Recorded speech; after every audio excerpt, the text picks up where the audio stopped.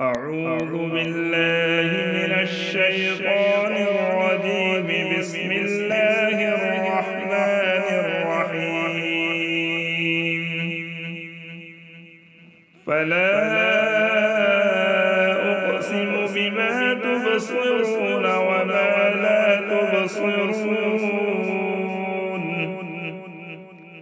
إنه لقول رسول كريم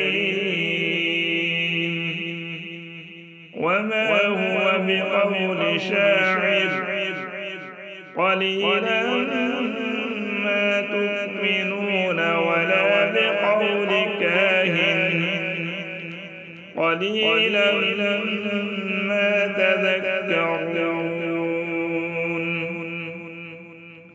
تنزيل من رب العالمين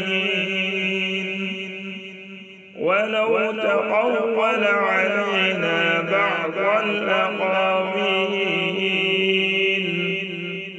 لأخذنا منه باليمين ثم لقطعنا منه الوتين فما منكم من أحد عنه حاجزين وإنه لتذكرة للمتقين وإنا لنعلم أن منكم مكذبين